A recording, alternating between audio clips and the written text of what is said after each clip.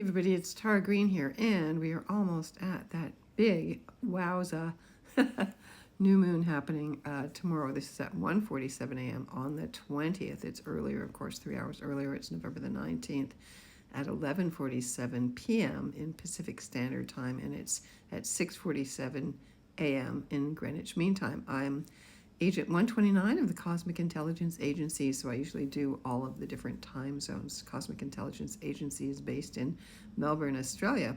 So look at all that, Scorpio. We basically have a cazimi, which is a lovely old Latin word for in the heart of the sun. Mercury right there, conjunct the sun and the moon, 28 degrees of Scorpio. Mercury is retrograde, of course. So we're revisiting, we're going back old new moons, which are always new beginnings, new intentions. And those three planets, plus Venus in Scorpio, plus Lilith is also conjunct the moon, the sun and Mercury retrograde. Very powerful, very feminist, I would say. New moon opposite Uranus at 29 degrees of Taurus, conjunct the fixed star Algol, which is the infamous most dreaded star in the sky because it was Algol was Medusa, and the old Greek myth about Perseus cutting off her head, which was just a symbol of the patriarchy taking over from the Amazons, which were real. That was what that story was all about. You know, the Greek myths, as much as I love them and as much as this type of astrology, Western astrology, is based on them, we're still very patriarchal, and I'm trying to go back and reimagine their original. They were still balanced, there were still goddesses there, but they had already been disempowered. So also Neptune at 29 Pisces, we are still awash in that big grand water trine with Jupiter retrograde at 25 Cancer. So everybody's feeling the feels. Saturn's at 25 Pisces, conjunct Neptune, also exactly trine Jupiter and the sun and the moon and Lilith and Mercury. So this is a huge overflow. Now, we got to go with the flow here, but with Uranus opposite all that energy, it's like, it's really the only Earth planet really holding everything down, to tell you the truth. So Uranus at 29 Taurus is really basically the only Earth, because you can see there, there's Pluto behind me there at 1 degree of Aquarius. The only real Earth sign, well, it is the south node of the moon at 15 Virgo, which is right at the main degree of Virgo. So it's very strong. And a little asteroid I like called Vesta, and I named my cat Vesta, so that's the root word of investments. But otherwise, there ain't no Earth for now. So what we accept for this chart, which is set for Washington, D.C., Virgo is rising, okay? And the part of fortune, or lot of fortune, is 25 Virgo, directly opposite Saturn. So, these degrees are very powerful. Uranus is also conjunct Sedna, the famous Inuit goddess of accepting your fate, and turning your fate when you surrender into riches. That's part of what that myth is all about. So she's in there too. Mars is in Sag, conjunct Juno, another one of my favorite goddesses. I want to finish writing my book about her. We have Juno Awards in Canada. The month of June is named for Juno. She's the goddess of marriage and childbirth, and so much more. And what else have we got there? Ceres, the Great Mother, at 2 degrees of Aries, is squaring Vesta. So we want to invest in new.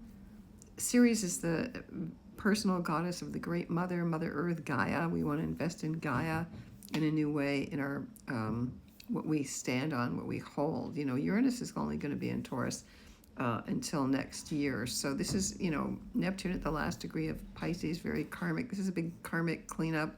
All that Scorpio energy ruled by Mars.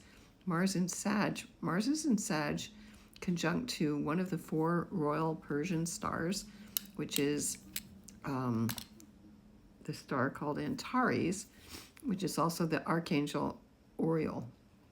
And also, it is conjunct to what's called the Great Attractor. The Great Attractor is at 14 degrees of Sag.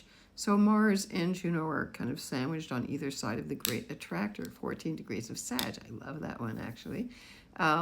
So, we want to put all of this together. The North Node is what's guiding us. Again, 15 degrees of Pisces, middle degree of Pisces.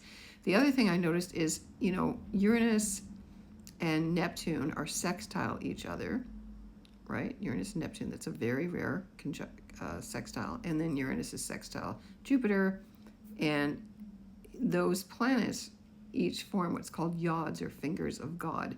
So, for example, Neptune, 29 Pisces, the most karmic, anaretic degree of the entire zodiac. Everybody has to do their karmic finishing. I've done tons of past life regressions, ancestry, cleansing for the last few months. That's really my advice, what everybody needs to do right now. This is like pay your karmic debts off now. We cannot go into the new on February 20th, 2026 without all of that being taken care of. And it is kind of a sense of surrender. You know, Scorpio can be very obsessive, so be careful, because there can be some big, really obsessive resentments, deeply held resentments, old soul, karmic vendettas. You know, that's the dark side, the downside of Scorpio, where they get really possessive and vengeful and hexing and all that stuff, the dark evil. You got to be careful about that, okay, right now.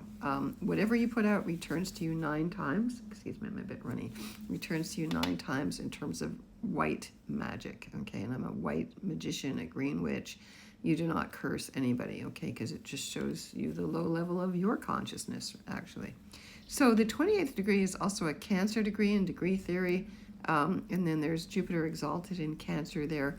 So again, if you have any planets, I would say from 25 to 29, 30 degrees, any of the water signs, you know, you're going to be very much in this mix here. You know, Lilith is in there too. Again, so this is about, I would say, redeeming that denied, rejected, Christianized, you know, damning the pagans, damning Lilith, the first woman in the Bible, you know, making her evil, making her a murderer of children, you know, when they're really the murderers, you know, the Christian church, Catholic church doing all that. And it really started in the Old Testament. But, you know, there's original versions that were for the initiates where, you know, Lilith, you know, is still worshipped as the original Great Mother. She's the snake in the Garden of Eden, right? So Neptune and Uranus, 60 degrees apart, sextile.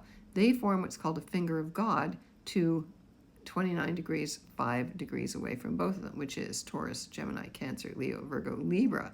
If you have any planets at 29 Libra, you're at the apex point of what's called a finger of God. So Neptune and Uranus are kind of pushing on you to really finish, really revolutionize your life, Libra, your relationships. You don't want to be the whole martyr, the guilt trip. That's over. Okay, the old hangman in the tarot, that era is kind of over right now. And then Jupiter and Uranus are also in a sextile, and they are also pointing to this finger of God aspect, which is basically on the galactic center. I would say it's like 27, 28 degrees of Sag. So that's very interesting, because like Jupiter and Uranus would represent inventions, high-tech, alien stuff. And lo and behold, I'm really fascinated by the 31 Atlas. And to me, this is pointing to it coming from the galactic center, actually. And I'm just sort of channeling into this aspect right now. I have my Mercury on the galactic center. So it is kind of a teacher, but it's just sort of a great mother kind of figure in a way. It's AI, it's tech. It's just coming to see if we're okay. You know what I mean? And kind of to demonstrate, I think, some new technology to us in a different way.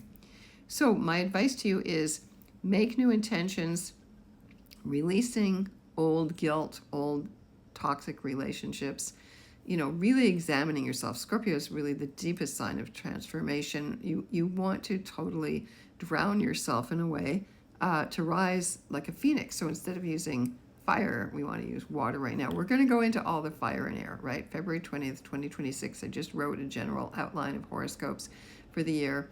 But right now we're going to use water. So the element of water actually is stronger than anything, stronger than the earth. It wears out old rocks, mountains. It dissolves everything. So the element of water is a great purifier. We come from the water. Our bodies are 80% water. We want to look deeply inside our souls right now. Okay, we're going collectively into a great reset. Okay, having all the planets change sign in 2025 hasn't happened in over 4,000 years, and then Saturn and Neptune meeting at 0 Aries hasn't happened in over 6,000 years. So if you want to get in touch with me to find more about your own chart, you can get in touch with me at tarot.com. I'm going to be doing some deep cleansing. I would advise you to do the same. Use a lot of water, get into a ritual bath, pray, send prayers to the earth, to the waters, to the ocean, to Sedna, give thanks to her